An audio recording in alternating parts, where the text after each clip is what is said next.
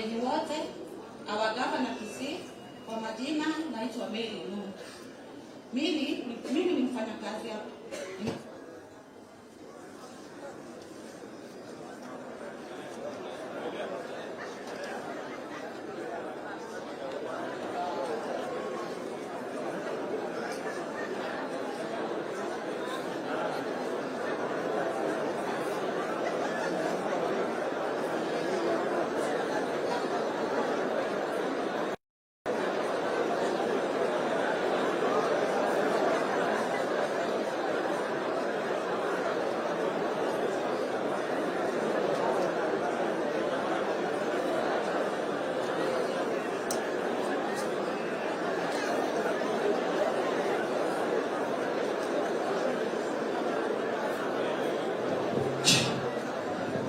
Okay, nilikuwa nasema mimi nimetoka Murang'a County.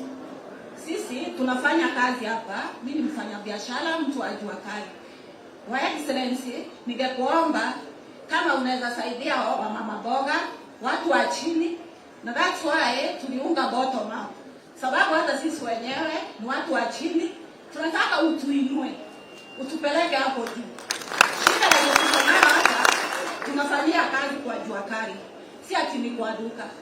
Kajo bei iko juu, maisha iko juu, kila kitu iko juu, na hapo unanyeshewa. Wakati unakata hiyo ticket ya kila siku tunakata 100 ama 50 bob kama unaweka vitu kidogo. Umeleta vitu hujauza, lakini kajo akikuja lazima ukate. Our Excellency, ningekuomba kama unaweza kutoa hapo chini tupeleke vitu kidogo. Sababu sisi ni watu wa chini. Sina maana. Thank you. Asante sana Samson Mugaka. Baada ya Samson Mugaka tumpata Nelson Ombati, bodaboda operator. Thank you. Your Excellency, the Deputy President of Kenya, Honorable William Samoei Ruto. Mama amesema wacha tumuulize maswali kidogo.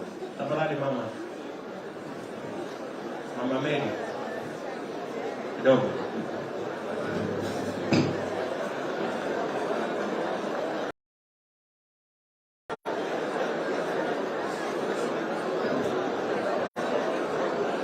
Ningependa nikuulize, hebu tusikizane kidogo. Ningependa nikuulize mama Mary. Umesema council inawalipisha shilingi 50 ama 100 kwa siku. Ni services gani council inakupatia ndio wakulipisha hiyo shilingi 50? Ukalipia hapo kwenye Wamekufanyia kazi gani ndio ulipe hiyo shilingi 50? Kuna kazi yote council wanakufanyia? Kuna maji pale mnafanya hiyo kazi? Maji. Kuna maji, kuna choo mahali tunafanya hiyo kazi. Ni jua kali kwa jua, lakini unalipa na hakuna kitu imejengwa hapo. So unalipa for what?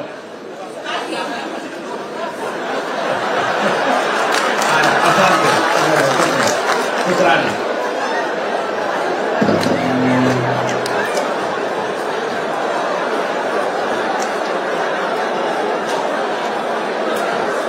Yes, Your Excellency, our Deputy President, William Samoei Ruto, invited guests, ladies and gentlemen, protocol observed. Good morning. I'm here today, this economic forum, to present health matters. We have some of the issues which should be addressed. My name is Samson Mugaka. We have several issues which should be addressed by the coming government of Honorable Samoei Ruto. Number one, we have shortage of drugs in our facilities, Your Honor. In this economic forum, we cannot talk about improving the economy of the nation with a sick population. The population must be in good health so that the economy can be improved. We have a program of universal health care whereby we have the community health volunteers who refer clients from the community through the community health extension workers to facilities. But unfortunately, when they reach in our facilities, their diagnosis is made, they are prescribed, there is no medication dispensed, even the essential drugs were honored. So, Your Excellency, kindly you look on that point. Another issue is we cannot talk about the development of economy, good health of economy, without mentioning food. Right now, the essential commodities, including foods, their prices is so high. They are not achievable by the hustlers nation population. Kindly, Your Excellency, we have set our mind, we are going to serve for only 3 months ahead. As your government is going to take over, look on this point, Your Excellency. Another issue, Your Excellency, we kindly appeal for medical staff welfare. In this case, you see, currently we experience frequent strikes in our health sector across all the nation in different counties. This is because there is no proper structures which are employed to make these staff members to be comfortable wherever they are working. Therefore, we request your government to have a community, to have a commission which will manage this welfare of healthcare workers. Another issue, Your Excellency, I talk about working condition in our different health facilities. Kindly, your government, if they will consider improving this working condition so that the healthcare workers are motivated in that they have a peaceful mind to attend to their clients, and in this due course, a good diagnosis will be made, the proper medication will be prescribed, and we will improve the health of our people so that our economy will as well improve. Thank you, Your Honor.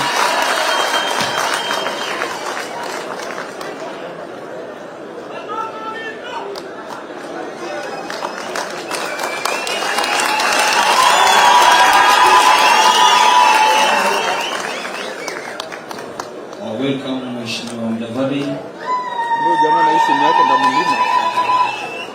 Oya. Hiyo simu weka chini.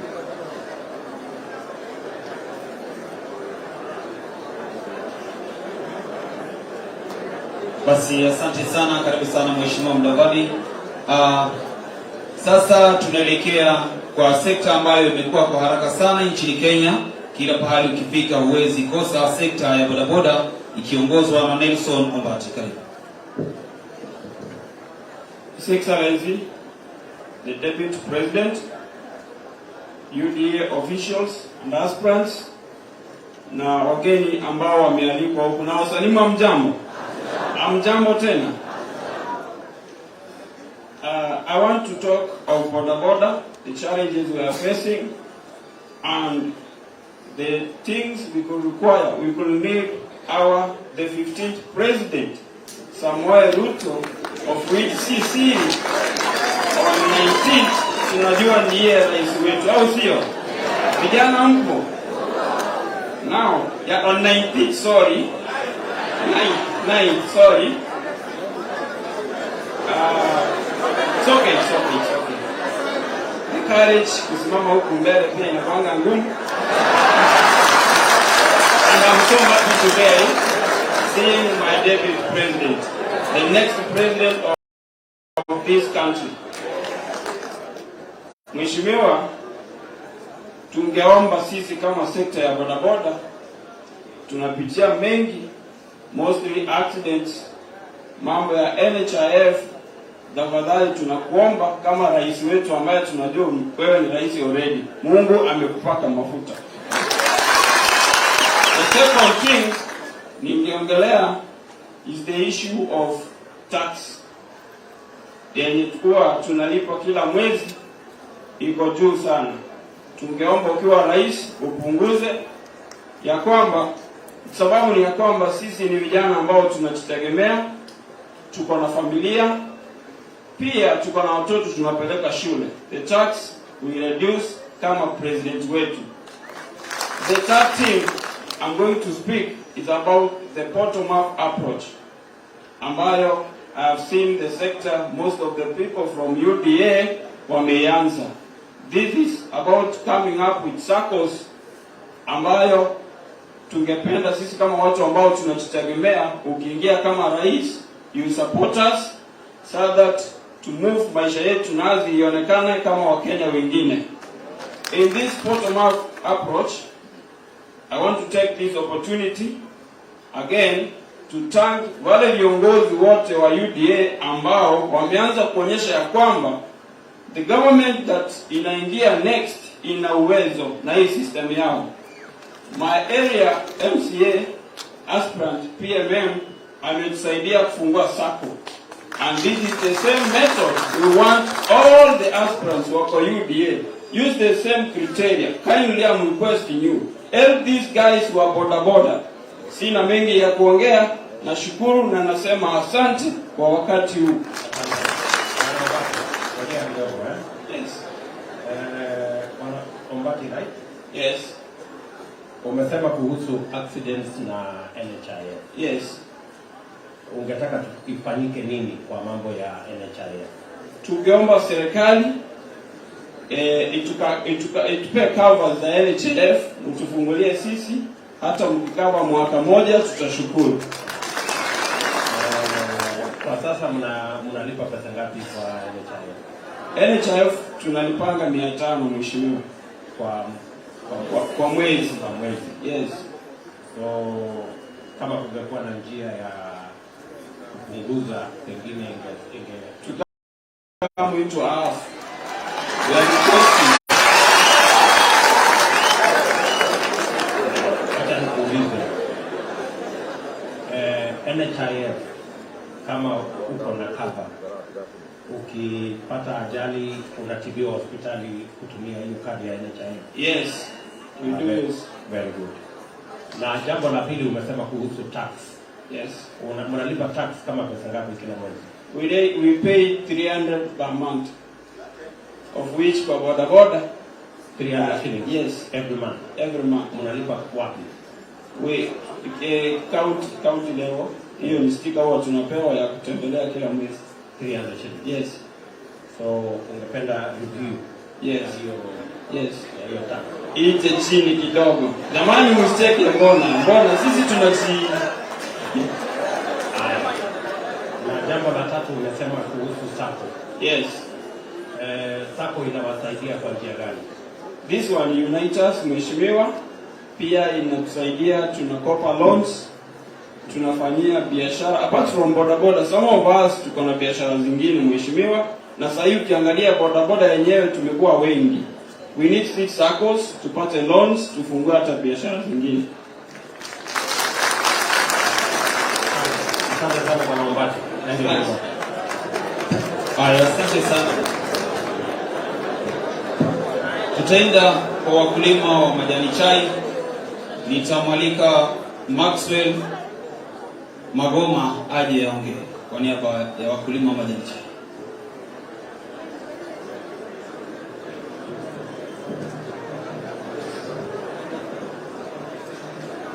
Mochokoro wala usi uchamege mdabadi weta murembe aba usiba mintombi yamole mwensi yamole naine. Now I'm representing the KTDA. It's basically a bottom-up concept. I do not understand why most people don't understand this term. What we require in the tea industry is the feeder roads to be done well. Another thing we want to have as many buying centers whereby the government puts its hand and very close to one another, so that our mamas and the fathers do not carry tea in long distances. Another thing we require is tea extension officers. The economic way of farms have become too small, so we need to change the way we farm. The extension officers can be able to assist us to get quality, and they can be able to assist our farmers to be able to change their way of farming. This will be able to assist also in terms of fertilizer, changing the way the farming is being done, and the fertilizer to be cheap. It's extremely expensive, Mudavani.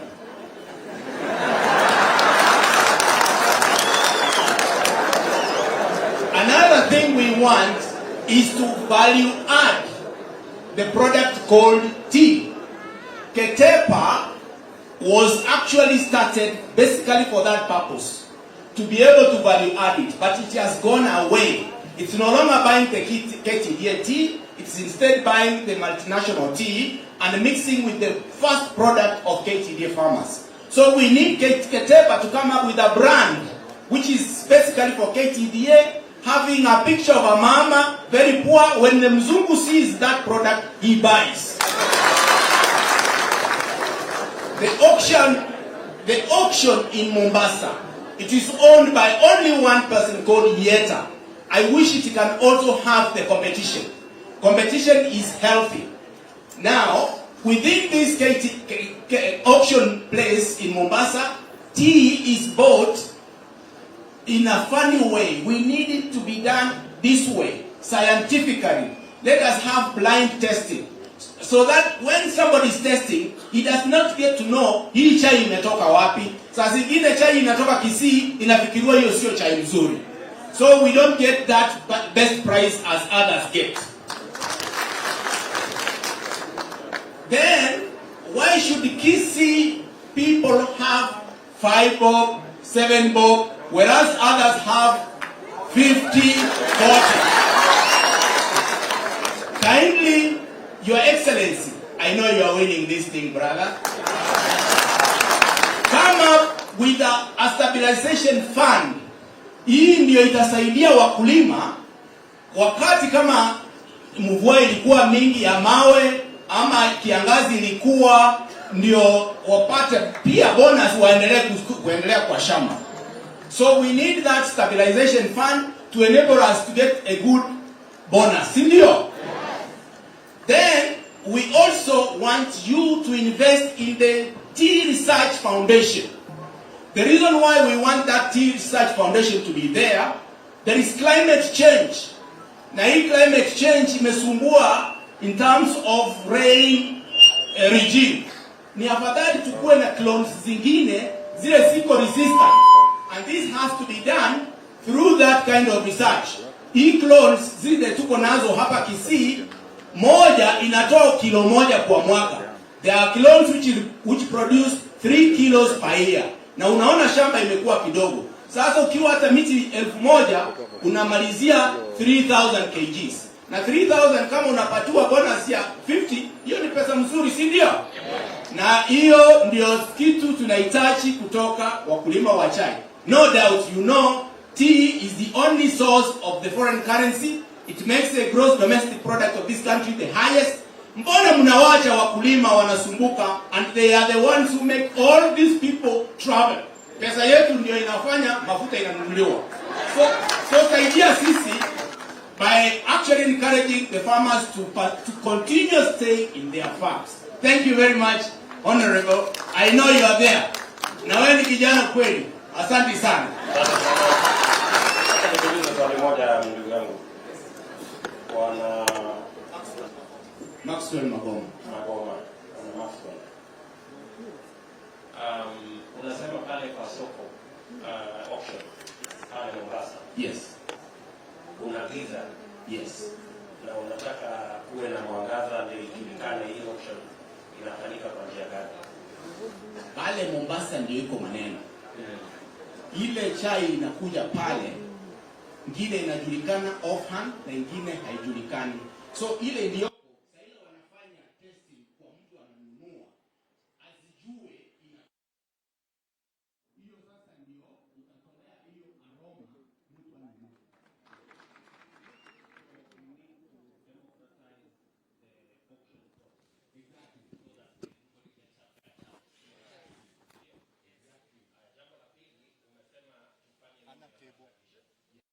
Kwa sababu ile auction tunauza in bulk. Yes. Na hatupati ile bei ya sawasawa ambayo inapatikana na wale wanafanya value addition, na wale wanafanya value addition hawana chai. Ndio. Na wanafanyia sehemu zingine. Ndio. Haifanyiki Kenya. Haifanyiki Kenya. Hiyo value addition mnataka irudishwe ifanyike Kenya. Ndio. Ndio adili mbaya wetu kabisa ipate pesa ya kuwainua. Asante. Exactly. Thank you. Asante sana. Tutaenda kwa sekta kubwa kabisa ambapo kila mmoja akitoka Kisii huwa anabeba mzigo huo, ni mzigo wa sugarcane. Sisi tukija kutembea huwa tunabeba sugarcane tukienda nazo kule Nairobi kupelekea familia. So nitamwalika Zakari aienda, alafu kwa sababu hii sekta ni kubwa atasaidiwa naye Sagero ili waweze kuchukua dakika moja moja kila mmoja. Thank you.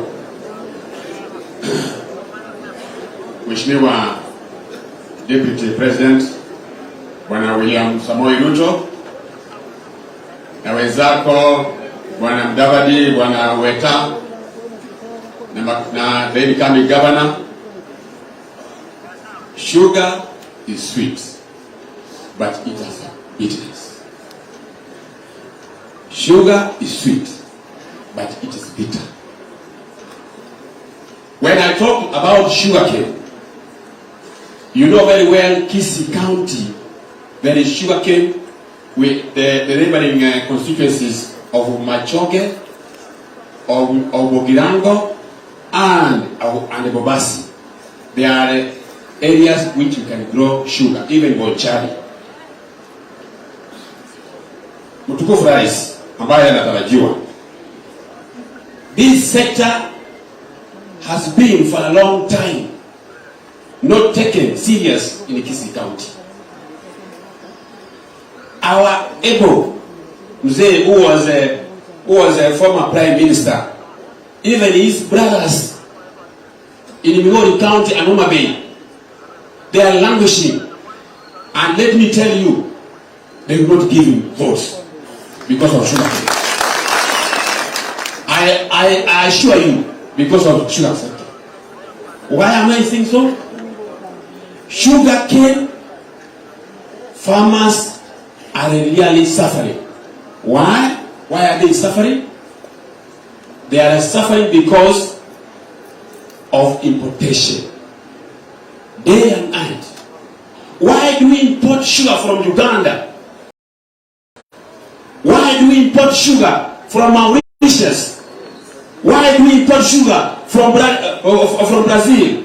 Why can't you empower farmers in KISII or in Western Kenya so that they can be able to grow cane? And again, there are so many gates coming with the cane from outside, even from Somalia. Now, what am I saying here is that cane growing is one of the crops which is highly taxed. My brother Wetangula, my brother Mudavadi, you know very well. Because your people are also growing cane. This cane is highly taxed. As I'm talking, many farmers don't get their prices as required. And in so doing, our farmers today, if you take a border and then just you feel that you are just a person who's not known, just where over to jacket, uende uone kama wamama wanasumbuka, wanabeba miwa on their shoulders, you can cry, my brother. Why can't farmers be given some loan so that they can buy tractors?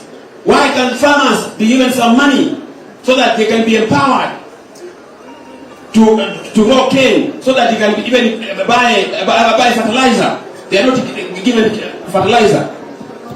And in so doing, my friends, saying that if we are empowered, cane and KISII will be of great benefit. And in so doing, our governor, the current governor, promised KISII County, where there is Nyangweta forest, there was supposed to be a factory. It is now 10 years. Members, 10 years. There's no factory. Something, I don't know, some funny kind of muhindi adamekuja anajenga factory. Hakuna factory huko Nyangweta. So if you take responsibility, if you take the mantle of this government, and we are sure you are going to be a president, please see into it that there's a factory. And also with this one here, we are sure that we shall be somewhere. We need a factory in KISII County at Nyangweta Forest. Thank you very much.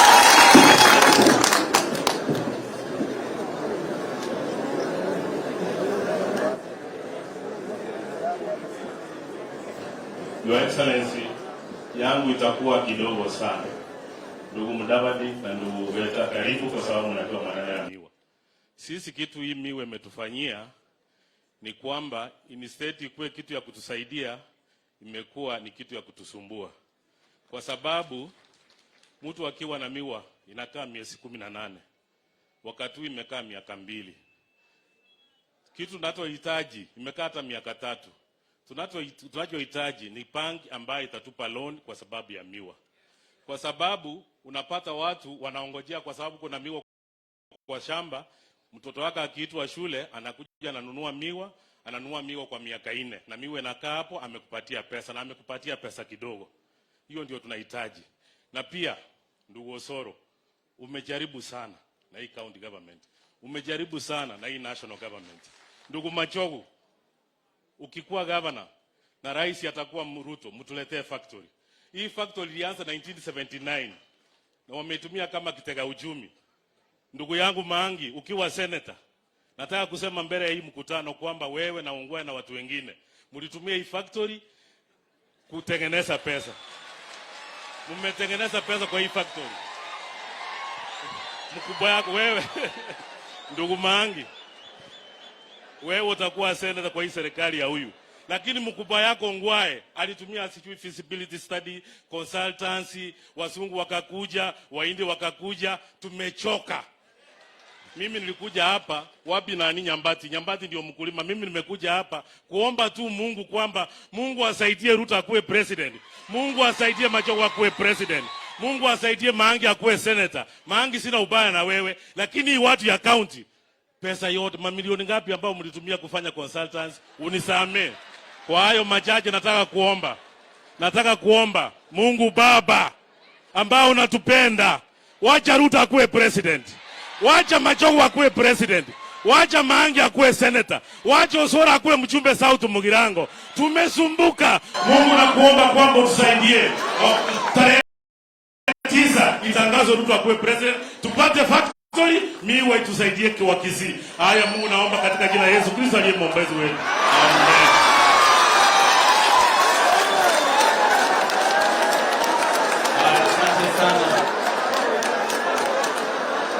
Sana. Kwa sasa tutaelekea kwa sekta nyingine tena ambayo pia vile vile iko na watu wengi zaidi, sekta ya mitumba. Tutampata mwanadada Jane Matiaba, sekta ya mitumba ambayo iko na watu wengi zaidi. Pia vile vile baada ya sekta ya mitumba tutaingia sekta ya entertainment ambao tutamwalika Robert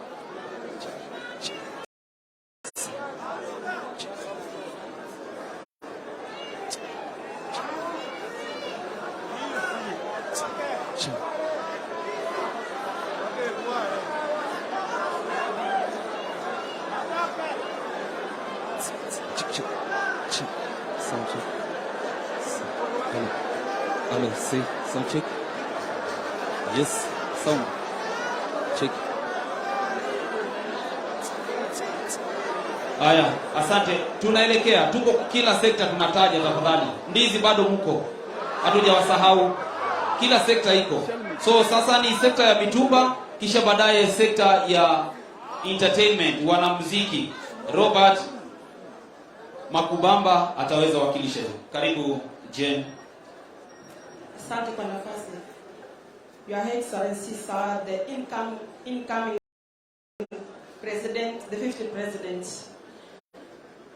All protocol observed in the house. Mimi yangu majina ni Jane Mora Matiabe. I represent the people of Mitumba and open air market. Huyu mama ndiye sauti ya wanyonge pale KISII. Ndio ninasimamia wale watu wako pale nje. 1. Watu wa Mitumba pale nje wananyeshewa kila siku. Wale watu wa Mitumba ambayo inaletwa KISII ni ile inakuwa reopened in Nairobi. Alafu ikifika KISII, mama amechukua loan. Hiyo loan ambayo alikuwa amechukua, akifungua ule mtumba, anapata mtumba iko repacked. Vitu zenye ziko ndani ni zile ambazo ni chafu, zile walikuwa wamekuja wamechukua na shilingi 5 tena wanaenda wanatuwekea ndani. Ukichukua hiyo loan hakuna njia unalipa. Kitu kingine watu wa Mitumba shida wako nayo, hatuna market kabisa. Market hakuna. Hata pale KISII ukipita hapa kwa street unapata mitumba, it's everywhere. Hakuna mahali tumejengewa, wakati mvua hiyo inakuja tunanyeshewa, lakini taxi huwa tunatoa. Hata choo hatuna mahali tunaenda. Wale wamama pale nje hivyo ndio wanateseka. Na hizo choo tukienda saa manyumba za watu tunaumia hapo, lazima ulipe ndio ingie hapo. Lakini hatujajengewa bwana machogo. Hatujajengewa choo pale ambao wamama wanajisaidia. Mkiingia kwa hiyo serikali mtuangalie. Kitu kingine nitaweza ongea kama mfanyikazi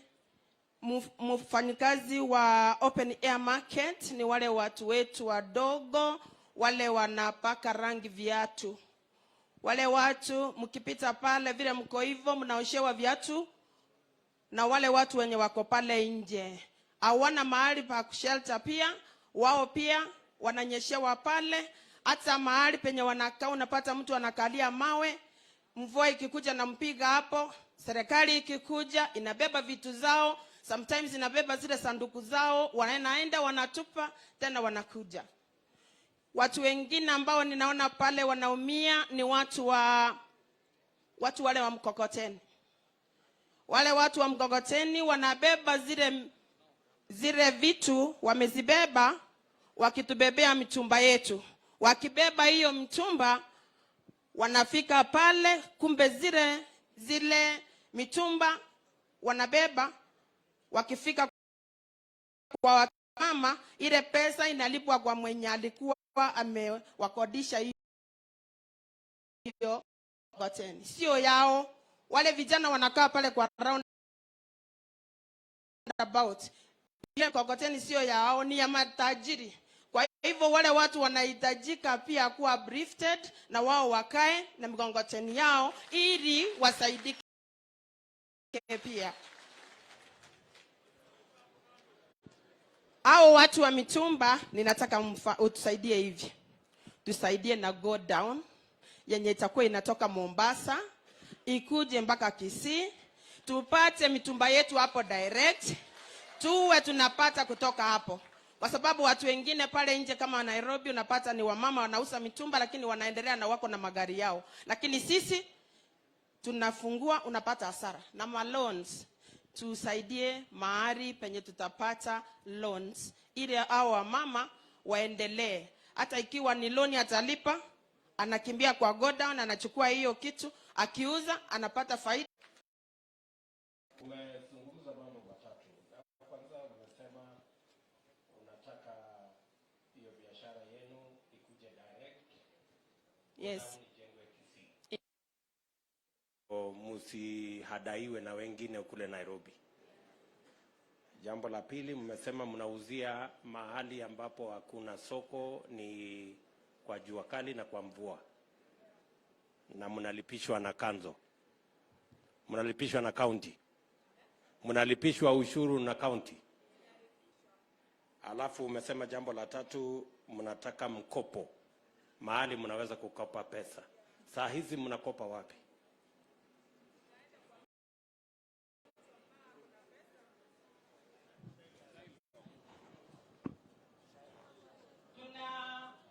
Tunaenda kwa mtu ambaye ana pesa tupea.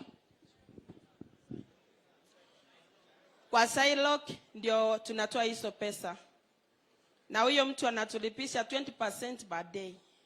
So by the end of the day, ukipiga hesabu hata hujauza, unashindwa mahali unatoa. Sometimes wengine wamekimbia soko wako, wameenda nyumbani.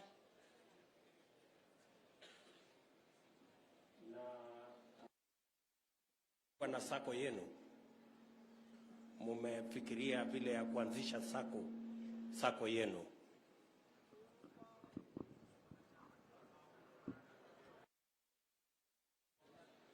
Saa hii hatuna sako ya mtumba.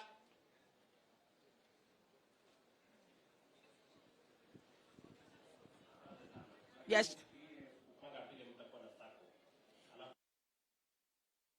Sawa. Haya.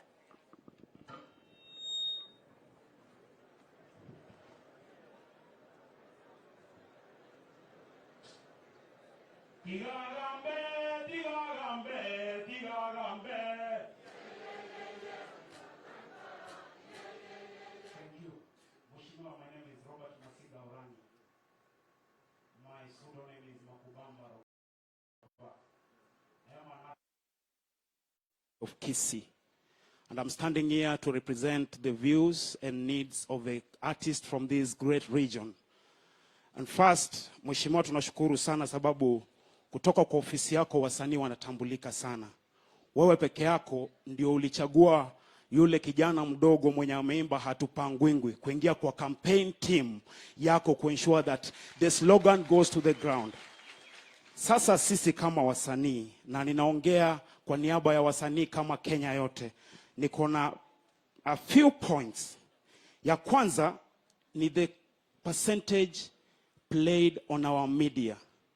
Our media has been infiltrated by content kutoka other countries. Unapata content yetu inachezwa kama 10 ama saa zingine 5%, 95 ni kutoka nje. Mheshimiwa, Mungu akikujalia mwezi wa 8 tarehe 9, by tarehe 10 utakapokuwa unatangazwa, sababu unajua system yetu inafanya kazi na lazima ukuwe president, tafadhali wacha iwe that it's one of your goals to ensure that 80% of the music played on our media ni ya Kenya, the same way as South Africa, Tanzania, Uganda, Nigeria, to name but a few. Secondly, revenue collection. Watu wako hapa wengi, they own hotels, vinyozi, wengi wanaona mpaka watu wa matatu. Hizi kampuni za kucollect revenue kama Prisk, MCSK na zingine nyingi, they come collect, the minimum wana collect per shop is 6,500. Lakini every year msanii akilipwa, ile utapata ni 2,527 kila mwaka. Ukiangalia KISII pekee, they collect over 65 million, sababu si KISII town pekee, all the sub-counties. Lakini ile pesa inakujia msanii wa KISII ni 2,500 ama hata isikuje tena. So ukiingia tafadhali wacha kina Mheshimiwa Osoro watengeneze sheria ya kusema wale watu wa kucollect revenue wa collect ile pesa trickle down kuja kwa msanii, ama tukue na zile ofisi zao hapa ile ina collectwa kwa county kwa devolved, wasanii wanalipwa per county. Ya tatu, At the same time, kwa point ya Skiza ndio rais alisaini kuja 52 kwa msanii. Msanii ndiye anafanya kazi mingi. Analipwa 52, Safaricom inachukua the junk. Kama inawezekana, wacha msanii apandishiwe kuje 70%. Itatusaidia sababu ni industry ambayo imeajiri watu wengi sana. Namba ya 3. Hawa wasanii ndio watafanya Kenya yetu ijulikane vile Amerika inajulikana kwa muziki ama vile Nigeria inajulikana. Lakini wakati wa kufanya video shoot, because we are trying to sell our country and our counties to the rest of the world, tunalipishwa pesa mingi sana kufanya video shoot. Ikiwezekana, and this one I'm requesting kwako pia na kwa gavana ambaye ataingia Mheshimiwa Machogu. Tafadhali you scrap off hii pesa yenye tunalipishwa kufanya video shoot kwa county yetu. We are selling our country uko nje. Namba ya 4, kuna zile pesa zenye watu wanalipa wakati wa kufanya road shows. Utaitisha maybe wewe kama msanii ndio unatumika kufanya product activation. Lakini wakati there is a product inakuja kuuzwa KISII, they want to conduct a road show, utaanza kulipishwa truck ilipiwe pesa yake kando. Ile fly yenye unaenda kupatia mtu ilipishwe pesa yake kando. Wewe kama msanii unafaa ulipishwe pesa yako kando. Kuna nema, there are so many pesa zenye zinakatwa hapo. Mpaka mtu mwenye anataka kuactivate product KISII anaogopa kukuja sababu ya hizo pesa mingi. If there is a way that we can devolve this and then all the money ziwekwe under one docket, mtu akilipa mara moja analipa, itasaidia sana. La mwisho, Mheshimiwa Rais mtarajiwa, sisi kama wasanii wa KISII naweza sema ni kama tuko marginalized kidogo, na ningeomba kwa unyenyekevu. We have done music, we've stood with you since 2013. Personally, mimi tumepatana na wewe mara mingi kwa events. Ningeomba that kuna wasanii wana kipaji sana na wanakusupport sana. If it is possible, and I know it's in your ability, we be included in the presidential campaign team. So that wakati watu wanakutangaza hapa, niko hapa, kuna kijana anaitwa Ashur na kuna wasanii wengine wengi. Pia sisi, sababu wewe unainua mahasla, pia sisi tuinuke sababu we have a lot of people wanatufuata kutoka nyuma wenye wanakula nyuma yetu. Waweze pia kukula kutoka kwa usanii. Erewu yako sere wewe. Thank you so much Mheshimiwa. Alafu Mheshimiwa, for your campaign please. Mtaniruhusu edageke ya mateko nyare kana. DJ, guza tu dakika moja, just a minute. Kama itakuwa your official campaign song, nitashukuru. Utakuwa umeniinua, utakuwa umenisaidia. Ma DJ twende kazi. Weka maboka abere igoro. Nataka tupige vile tulifanya, si ndio? Twende! Twende! Uongozi Kenya minina sababu za kusema uongozi.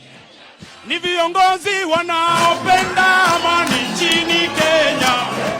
Ni viongozi wanaopenda kila mtu nchini Kenya. Wanataka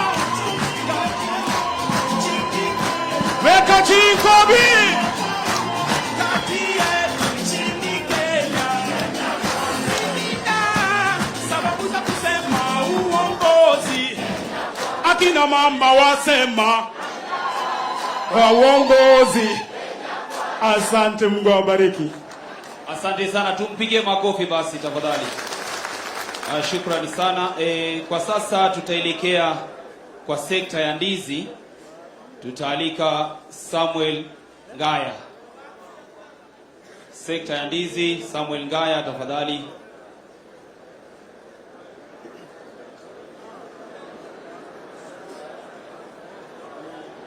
Baada ya Samuel Ngaya tutaelekea kwa sekta ya coffee ambayo tutamwalika James Omingo.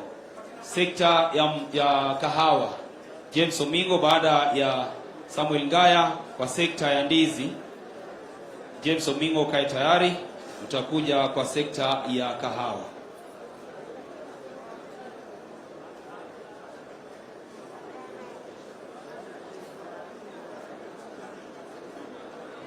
Okay, asante sana Mheshimiwa Deputy President na wale wote ambao wamealikwa hapa. Mimi ni Samuel Ngaya kutoka Umanjore Chache, na hapa KISII. Bwana Deputy President, unajua ya kwamba mtu akitoka mahali popote akija KISII akionekana anaambiwa ukitoka KISII uje na ndizi. hiyo ni kitu ambayo kimekuwa hapa tangu muda mrefu. Kwa hivyo kuna ndizi ambazo ziko Bwana President, ukitembea njia ya Sunika, ukiteremuka utaona ya kwamba kuna ndizi ambazo ziko pale ambazo bei inakuwa mbaya sana. Na ukiangalia sehemu kama sehemu za ukole Machoge, kuna Buyonge ambayo kuna factory ambayo ilikuwa inatengwa, na hiyo factory imekaa muda mrefu sana. Kwa hivyo pale tunasumbuka sana, tunahitaji hiyo kitu ambayo itengenezwe na itaweza kutusaidia. Ili ndizi vile najua ya kwamba ndizi ilianza kutoka juu, dera of KISII ni ndizi peke yake. Kwa hivyo Bwana Deputy President, kwa President, ukumbuke ndizi KISII. Bwana Majogu, ukumbuke ya kwamba ndizi kule Machoge vile ilikuwa na hivyo liko Maunduru gogo ya kwara nyumba. Kwa hivyo tukumbuka yote tujue. Thank you very much. Kwa hiyo sekta vile vile nitamwalika mama, kwa sababu wao ndio wanaketi kwa barabara wakati wageni wanapopita kurudi area zao. Anaitwa Rose Obiri, akaweze kuongelea kwa niaba ya wale wa mama. Asante. Our incoming President William Samoei Ruto, protocols observed. Good afternoon. Mimi ningependa kuongelelea juu ya ndizi. Unajua ndizi is the main horticulture food we have here in KISII. Ndizi kitu ya kwanza hatuna soko kabisa. Ndizi huwa zinaharibikia hapa kwa mashamba. For one, the current government ilikuwa inajenga factory ya ndizi. So hiyo ndizi hawakujenga. Then what we are requesting our coming president, kitu ya kwanza, tunataka hizi ndizi zetu zikuwe preserved, in that tutengeneze crips, tupate like now Sunika airport haifanyi kazi. Hii ni chakula yenye inaharibika kwa haraka. Kama ni uwezo our airport itengenezwe so that zinakuwa flown to different countries, ndio tupate so that we can get tupate faida. Without our airport Suneka, chakula zetu mingi zitakuwa zinaharibika, including nyanya, sukuma wiki. Wakisii sisi ni wakulima hodari. It's only that hatujakuwa boosted, uplifted up.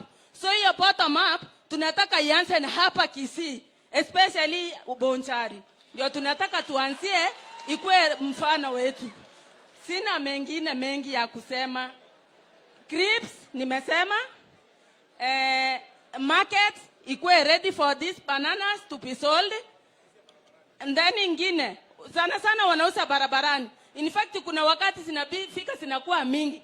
Wamama jioni ameuza shilingi 50, ama zingine mpaka zinaharibika, mama anaacha hapo anarudi nyumbani. So please, hii tax nayo ya kukatwa. Mama akona besen ya ndizi ya 200.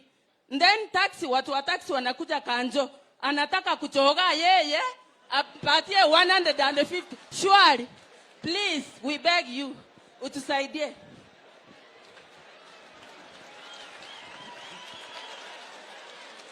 Aya, asante sana. Sasa tunarudi kwa yule wa kahawa, James Omingo. Coffee, James Omingo tafadhali.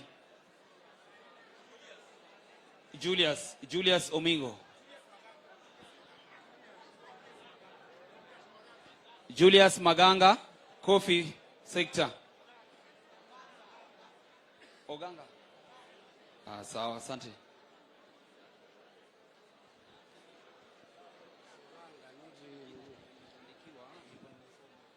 Mheshimiwa wa Rais, viongozi wa Kenya Kwanza na wananchi wote wa Kenya Kwanza, hamjambo? Mimi nimesimama hapa kama mkulima wa kahawa. Kahawa, when I was born long time ago, I was told that kahawa ilikuwa the main cash crop ya KISII County. Watu wengi wenye wameajiriwa KISII County walisomeshwa na kahawa. Lakini tukifika saa hii mwenzangu wa kwanza alisema kuwa Mashamba yetu yamekuwa madogo sana. Mashamba yakiwa madogo sana, mimi naonelea wakulima wakiwa wakao, kahawa inahitaji shamba ndogo sana. Hivyo ndio tutapata mazao ya kusomesha watoto wetu.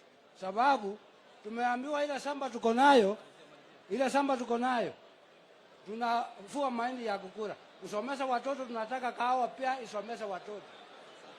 Sasa I want to enlighten on 3 areas to improve kahawa. 1, prices for coffee. In fact, coffee prices are very low in KISII County compared to other counties. 2, coffee machineries. The coffee machineries that were bought when I was born, those are the things that process our coffee, so they spoil our coffee. We need our coffee factories to be improved so that the quality of our coffees will also improve to get higher prices. Lastly, farm inputs.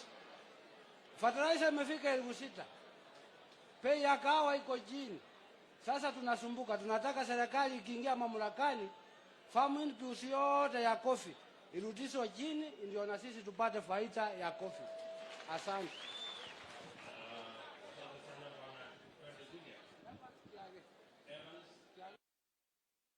Bwana Evans, umesema ya kwamba mashamba inazidi kuwa ndogo, sio? Na unasema bei ya kahawa iko chini. What prices are you saying? Ni price gani? Ilikuwa pesa ngapi? Imerudi chini pesa ngapi? Unajua kama saa hii tukiangalia market all over Kenya, hapa kwetu tunapata iko chini. Hata hiyo Ebu sema tena. We get 60 to 70 per kg. But when you go to other areas like Kikuyu, tunasikia iko 200 per kg. So we want to balance. What kind of machines are you talking about? Processing machines. Sisi zilijengwa na mababu yetu ndio inatumika mpaka saa hii. Na saa hii technology imekuwa improved. We want modernized machines so that our quality will be best. Okay. Inputs, like fertilizers. Fertilizers imeenda juu zaidi na price iko chini. Sasa si unaona tunafa fertilizers tulikuwa tunanunua kwa 3,000. Sasa hivi 6,000. Double. 6,000. Tunataka ipunguzwe.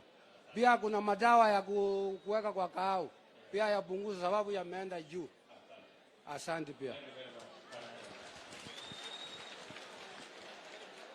Asante. Tutulie kidogo. Niwasalimie kwa jina la Mungu. Hamjambo. Kwa majina mimi ni Rafael, kijana ya Julius. Mimi ni sekta ya kahawa naongelea sana. Hapa wote ni wakulima wa kahawa. Mtaweza niruhusu tu niwaulize. Si kuna mzungu ananunua kahawa hapa? Huyu mzungu si analeta pesa mzuri? In fact huyu mzungu anafaa kuongojea uko Nairobi Coffee Exchange. Si hapa akikuja hapa tumefunga mafactories. Mafactories hapo ndio tunafaa hizo factories maintain tupate kazi sisi kama vijana. Si mzungu akuja hapa ground kununua kahawa kwa gorogoro ati kilo ni 50. Please, kama ukiwa kwa serikali yako mzee Dr. William Samuel Ruto, hiyo serikali yako itusaidie. County ndio wamempea hiyo permit ya kufanya hiyo biashara.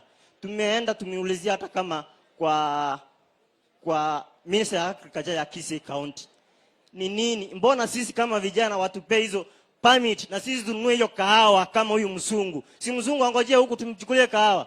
Sasa mbona sisi tutununue kutoka hapa chini na sisi tupate mkopo, tutoe mkopo kutoka huko, tununue hiyo kahawa tufanye nini? Tumuuzie hata sisi atupe hiyo faida. Hiyo ndio majaje tu nayo. Na hiyo mambo ya fertilizer imeenda juu. wakulima wa KISII hawana pesa. In fact, wakulima hatuna pesa ya kununua inputs. Mbolea kama ni NPK saa hii ni 6,550 saa hii. Na kama ni madawa nayo pia wanafanya nini? Yameongezeka. Wa KISII wengi hawafanyi. Kuna KISII Plant Association wametengeneza, wako na sako, ndio wamesaidia sana tusonge. Vijana wameingia mambo ya kahawa sana. Asanteni.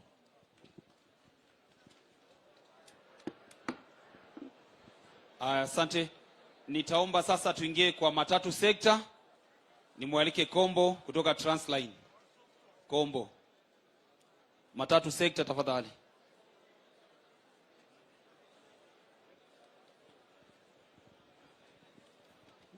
His Excellency William Samoei Ruto,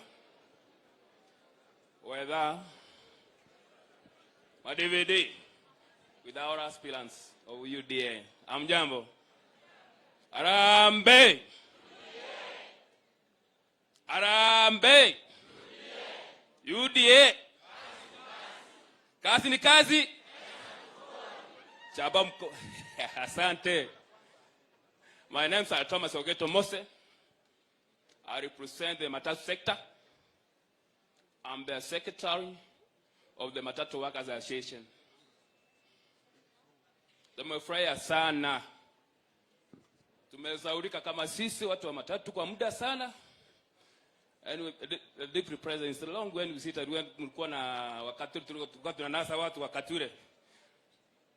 Wakati tulikuwa kwa hotel nyingine hapo town. Tuliongea kidogo machache lakini laundi unaona hii safari sasa tuko pamoja, tuko pamba kwa pamba mpaka taratiza tufanya maneno. Anyway, this I'm here have some nataka kuna kitu nataka kuambia kutusaidia kama sisi.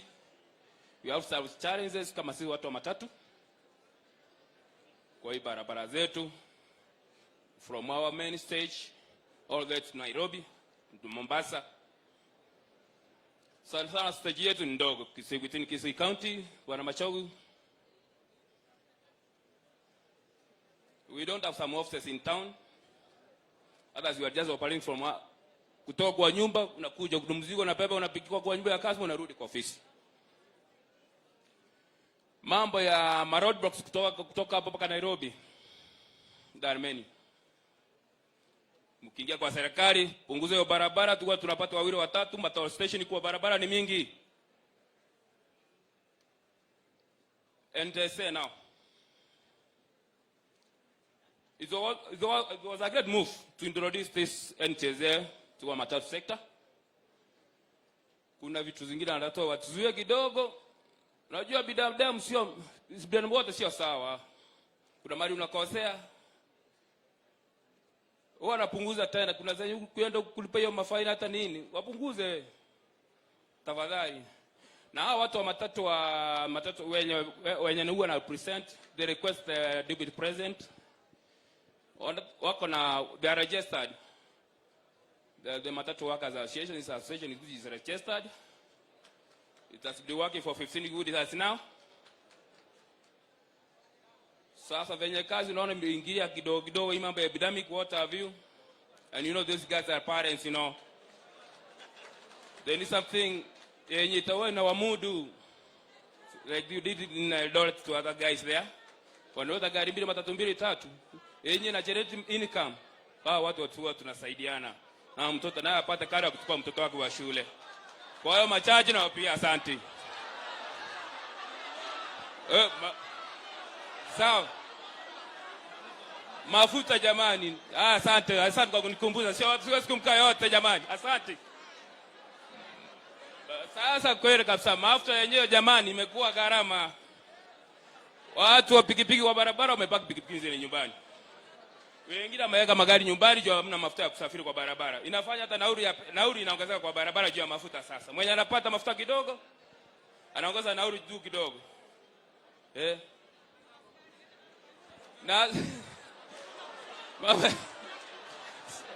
Na sati ndio wanaume wanasikia wananchi wanasema nao pia asikaa jamani kwa barabara mkaa wengi. tupunguzie kidogo. Ndio nikasema toll stations zimekuwa mingi. Naomba tu hapo tusaidie, tupunguzie jamani, angalau tusukume maisha kidogo mbele. Kwa majaji nasema asante. Na kwa hii safari nasema tuko pamoja mpaka kipenge ya mwisho. Tuone mpaka tumefalishwa tai. Asante. Madividi, asante tu sana. Asante sana. Tunaelekea kwa sekta ya dairy. Baada ya sekta ya dairy tutaenda kwa sekta ya avocado. Kwa hiyo dairy tunaenda kwa namwalika David Aminga. Ni sawa. Mnajua msilalamike sana. Tumeandikiwa, tuko hapa kwenu. Vile vitu vyote tunaongea ni vitu vya hapa kwenu. So David Aminga na Charles Nyambane. Your Excellency, other distinguished guests who are in, tafadhali nitaongea kwa kifupi. I will be very brief. Your Excellency, in front of you is Mr. David Monariaminga from Sensiwodi, that is Marani, in Kitutu North. Kwa sababu najua watu wetu ukisikia vile wanangungu inamaanisha ya kwamba watu wametosheka. Lakini jambo ambao ninataka kuongea, sisi kama wakisii kuna mambo matatu ambao yametufanya kama wakisii kuamua ya kwamba tuje tuungane pamoja na wewe ili tukufanye uwe the 50th president. Makofi kwake. Jambo la kwanza ambao limetufanya tujiunge na wewe rais. Unajua ya kwamba wakisii naturally ni wakulima na huwa wanategemea kilimo. Wakisii ni wafugaji, wako na ng'ombe. Lakini hizi ng'ombe ambao wako nazo, wakipata maziwa, hawana soko kwenye haya maziwa yanauzwa. Kwa hivyo tunahitaji soko. Ili kikombe cha maziwa mama akiuza apate pesa ili anamsaidia tusomesha watoto. On daily pia tunataka ya kwamba wakati umekuwa president ututafutie soko, na pia ukiangalia hapa KISII, ikiwa mkisii ni mkulima, industries zipatikana hapa KISII, sio kwa maziwa peke yake, hata upande kwa ndizi, ili watu wetu, vijana wetu wapate kuachiliwa hapa KISII, kwa sababu tukiwa na industry hawatatembea. Ukiangalia hapa KISII mahali pengine watu wanakuja wanachukua our products, iwe avocado, iwe ndizi, wanachukua mahali kama Tika kwenye industries siko, na sisi tunapakia tu kwa hivyo. Lakini kama industries ikiingia itakuwa vizuri sana. Wakati ulikuwa kwa Ministry ya Agriculture, yale maneno tuliona ulifanya ndio yanatufanya tunaritika ya kwamba ukiwa president utafanya mengi. Lingine, kwa sababu nilitaja mambo matatu, hata ingawa sio on daily basis. Wakati ulikuwa minister ya education, wakisii tulikuwa tunachukua watoto India mbali kusoma. You improve the sector. Universities zikawa hapa karibu. Mambo ya kuchanga watoto wetu kuenda India yakamalizika. Kwa hivyo tunajua ya kwamba ukiwa president, something what will be done. And finally, kuna jambo moja ambao kila mtu limemfanya kukufutia sana, ya kwamba wewe chochote kile unacho, hata ikawa ni kidogo, you share with those who don't have. Wengine wako na vitu vingi lakini hakuna hata kidogo, wanaangusa chini na maskini afanye nini? Apate. Lakini mheshimiwa wetu, Kila wakati tunakusikia umeenda kanisa fulani, umeenda harambee fulani, na wanaanza kulalamika. Kwa nini kulalamika? We need to share with the poor. Hata Biblia inatuambia share with the needy. Kwa hivyo tunashukuru na tumeamua kama wakisii ya kwamba tutakufuata. Shukrani, ni hayo tu. Asante sana. Sasa tunakaribia kumaliza.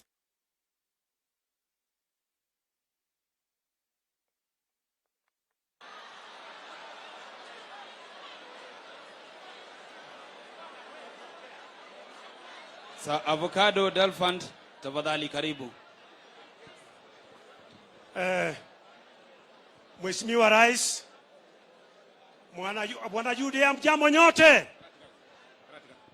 Aye, abana ba mintu bia mure. Egentu kia rero ni economic forum. Ni maeta abantu barosire. Omugambi ata ko ile report iguru y'ebintu bia itu bia seita. Yoto ntogote ngaya yachize jerire gatate gukwana report iria ya kire sector. Ntoigwana ine. Watigaire batatu boka. Oyo noyo. Aba basi. Arari.